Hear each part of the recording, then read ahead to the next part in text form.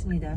특히 이재명 대표의 은행 계좌에 대해서 검찰이 압수수색 영장을 받아 자금 추적을 벌이고 있다고 하는데, 그 이유는 아마도 지금 수사를 이 대표를 하면서 갖고 있는 의혹이 이른바 배임 의혹, 대장동 사업과 관련해서 배임 의혹이 있는 거 아니냐, 또 뇌물이나 불법 선거 자금을 수사한 것이 아니냐, 이런 연관성을 검찰에서는 밝히려고 하는데, 그렇다 보니까 검찰은 이 정진상 실장이나 김용전 부원장이 대장동 일당에서 돈을 받았다, 일단 이렇게 의심하고 있는 거고요. 이 돈이 결국은 이재명 대표 측에가 흘러간 것이 아니냐라는 시각을 갖고 있는 것으로 보입니다.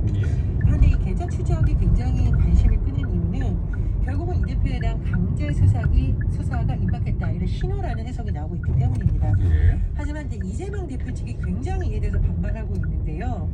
민주당 공보국에서 매우 구체적으로 논란이 되고 있는 돈의 액수나 출처를 지금 밝힌 상황입니다. 예를 들면 선거 기탁금, 경선 사무실 임차 등 2억 7천만 원을 처리하기 위해서 당시 보유하던 현금으로 평소 거래하던 도청 농협 계좌에 입금을 했다, 이렇게 밝혔고요. 돈이 그럼 도대체 어디서 났냐? 본인 명의의 농협 통장에서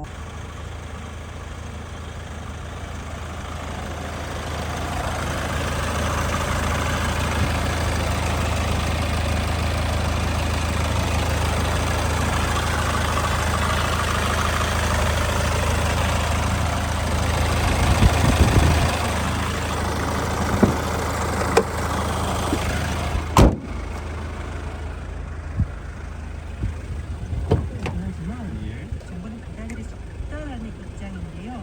파업이 지금 진행 중이지만 아직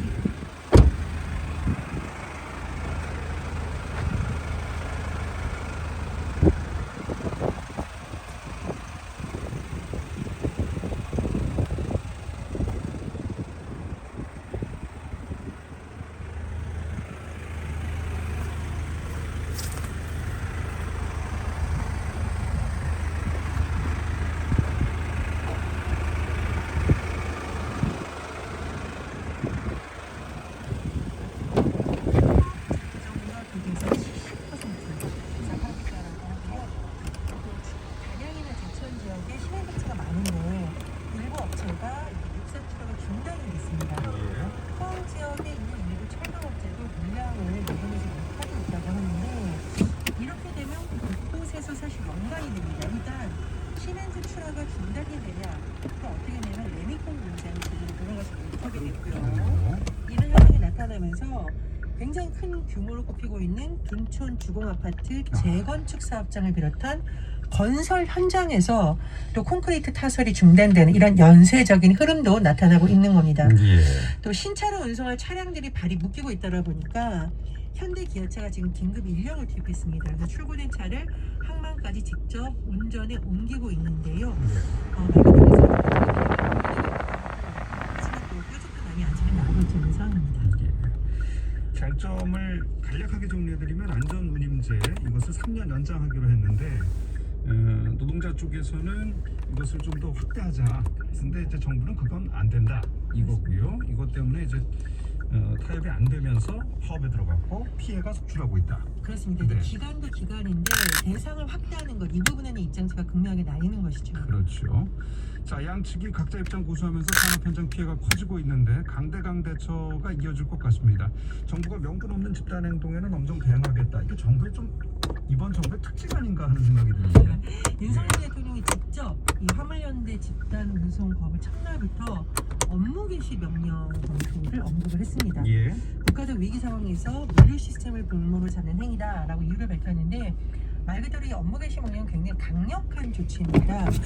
운송법으로 국가 경제에 매우 심각한 위기를 초래한다고 인정하는 생각을 의미가 있어야 되는데, 이 청소는 한창도 내려는 것도 없고요. 국무회의 심의를 거쳐서 국토교통부 장관이 발표하는데, 왜 강력 조치라고 하냐면